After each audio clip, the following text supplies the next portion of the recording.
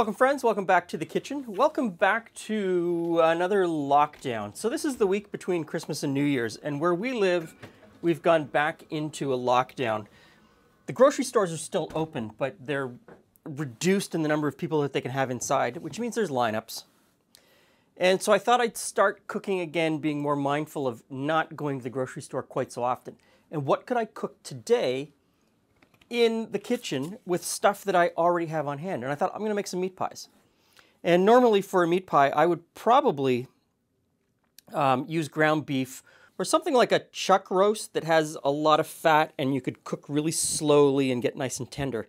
But I don't have any of that. What I do have is some beef in the dry ager. And so this is a strip loin. This is just a Canada AAA strip loin that I picked up at Costco. And I've already cut some off to make sausage. So I'm going to take this and I'm going to cut this up and we're going to make meat pies. And like I said, I get it. You probably don't have a dry ager with beef in it, and that's fine. You could use other meats. I will often have a couple of pounds of ground beef in the freezer that I would normally use for this, but I got caught short. So we'll see how this goes. I'll just trim away most of the fat and the sinew from the outside.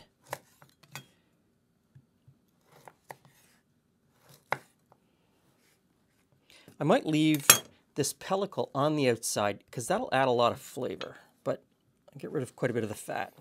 And so I'm going to cut this into a fairly small dice.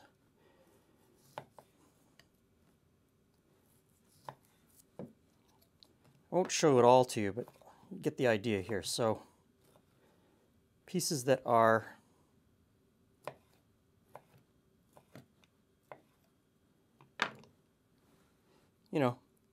about like that, so you can get a few on a fork or a spoon. I'll finish cutting this up and then we'll move on. Okay, so the beef is all chopped up. And for those who are wondering, that's been in the dry ager for 30 days at this point, or maybe just a little over 30 days. I'd have to check the tag again. Anyway, around 30 days. And like I said, you don't have to use that type of beef. You could use any beef that you have. You could use frozen hamburger if you have it in your freezer. I'm pretty sure that if you changed up the spicing, you could use pork, you could probably use chicken or even turkey, I think would be amazing, if you just changed the spicing a little bit. Really, the idea of a meat pie is just to take any meat that you have with some vegetables often and encase it in pastry. And really, that could be anything you want. I'm pretty positive, as I was chopping up the meat, thinking, I could do this with 2 cans of beans and make it taste like beef. Make it completely vegetarian and make it taste like beef. Which, you know what, I might do. I might do in a couple of weeks. I don't know about the crust, though. Anyway, let's give that a try. So in a couple of weeks, come back and we'll do this exact same recipe, except with 2 cans of white beans, because who doesn't have white beans in their cupboard? Okay, the oil in the pan is hot, and this is bacon grease or bacon fat that I save. And we'll pop in the beef and we'll get that browned off.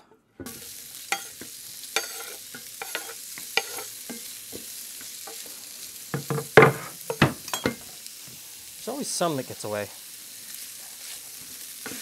Okay, the beef is browning up nicely. I'm going to put in the veg. And a lot of people say vegetables don't belong in a meat pie. In my case, I think sometimes they do. Onions, definitely always. So I'm going to put those in. I've got some sliced mushrooms. These were left over from pizza night, and so I had those in the fridge. We're just going to put those in. Those will bring a real depth of flavor. I had one measly stalk of celery in the fridge, and it was pretty rubbery, so that goes in because it was on its last legs.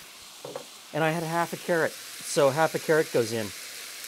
This is the kind of thing that you can prepare with, just stuff that you've got in your pantry or laying in the bottom of the crisper in your fridge, and play with it. And you don't have to be beholden to what people tell you goes in a meat pie. Sort of make it up as you go along. Okay, this is coming along really nicely. We've got a nice fond on the bottom of the pan. The vegetables have softened up quite a bit. I'm going to move on to putting in our spicing or the herbs. So I have thyme and marjoram. I'm going to put those in. Of course, Use whatever you want. Summer savory would be fantastic in this. Some hot pepper flakes if you want a little bit of zing, a little bit of extra kick. That would be wonderful. I mean, you could go full-on chili and turn this into a chili meat pie. That would be really good. That would be really good. That would be wonderful. I'm not going to put any salt in. I'm using Marmite and some stock that is already pretty salty, so I'm not going to over salt, but I am going to put in some pepper at this point.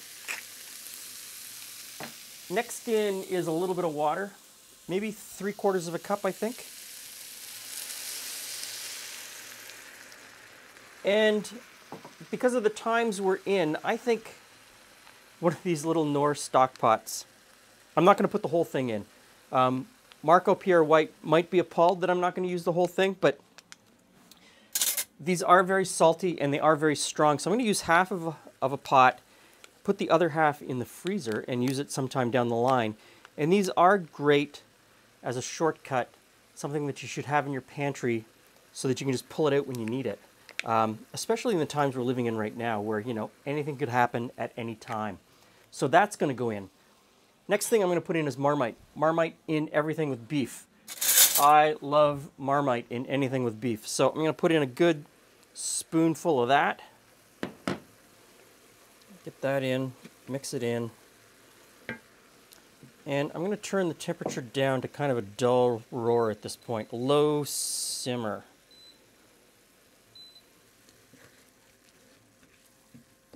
Scrape up the fond that's on the bottom.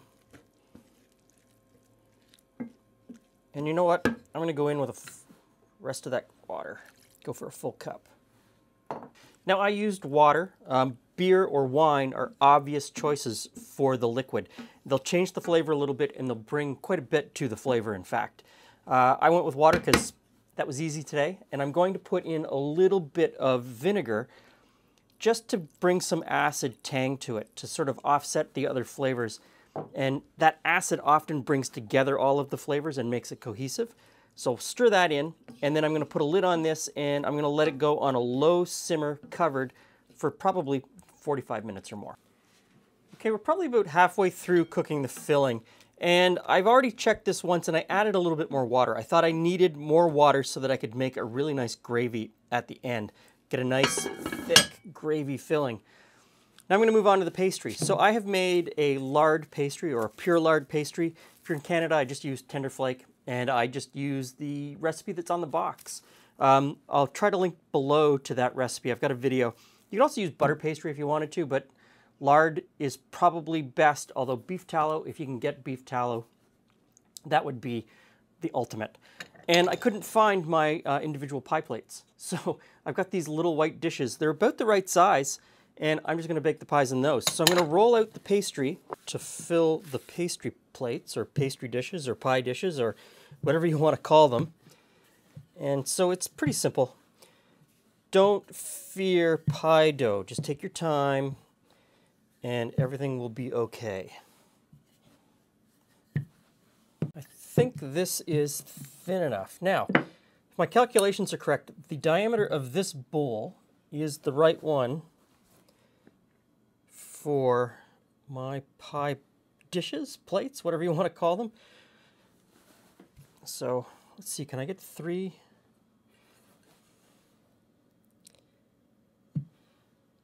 Maybe just. So cut those out and we'll lay it into a dish. Oh, I think that might just be enough. Okay, while I'm waiting, I'm going to stick this in the fridge. This is coming together nicely. The filling has a great flavor. I just tasted it. I think it's spot on. I've got enough liquid in here to make a gravy, and I like to thicken at the end with a beurre Meunier so that I can really sort of dial in the thickness without having to water it down and lose some of that flavor. I find that if I put flour on the beef ahead of time, I could end up with something that's too thick at the end and, you know, just doesn't taste right. So beurre Meunier, you've seen me use it before. It is just equal parts butter and flour mixed together. You soften the butter a little bit. You can even melt the butter completely in a microwave and then mix in the flour. and then you mix it into your liquid here at the end and really mix it in, and you get a nice, thick, velvety smooth sauce. So we'll just do this, and then I'm going to let the filling cool a little bit before we fill the tins or the pans or the dishes. I don't know what to call them when they're just bowls. Okay, the filling is done, and it's, late December in Canada, so I just stuck it outside to chill down a little bit. I'm going to roll out the crust for the top crust, and then we'll do the final assembly. I also have to grate some cheese. I'm going to put some cheddar on top because, everything goes better with cheddar.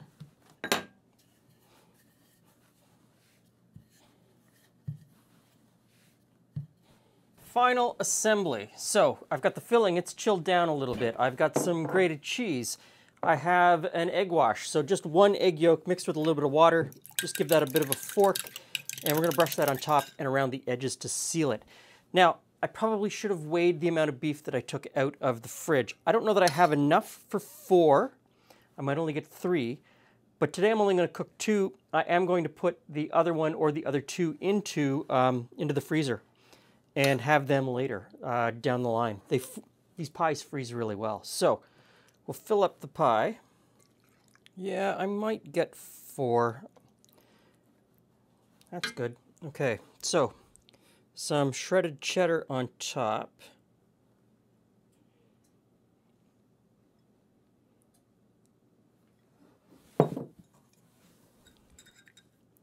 Around the edge with some egg wash. That'll just help the pastry stick together. I got a top piece of pastry.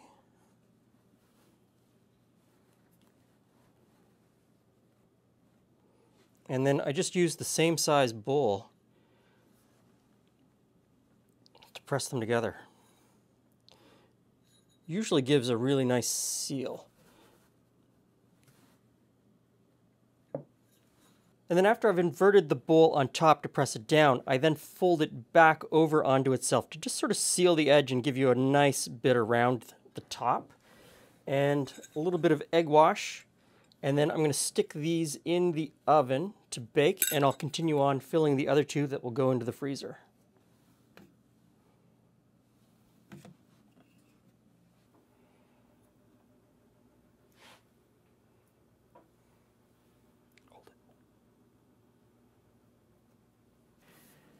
Hey, Jules. Hey, Glenn.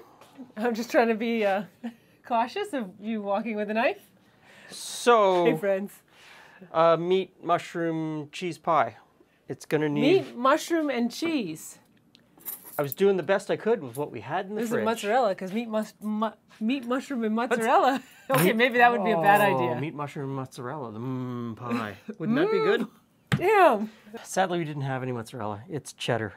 So, That's okay. Cheddar goes very well with meat. let's cut it open and see what it looks like. Oh, looks pretty good. It smells fantastic. So it looks really good. It does look really good. So let's cut a couple of slices out. It is kind of fun though, because you can put anything in this, right? If you had, corn, peas, any vegetables you want, always adding the vegetables. And pie is all about the perfect filling to crust ratio.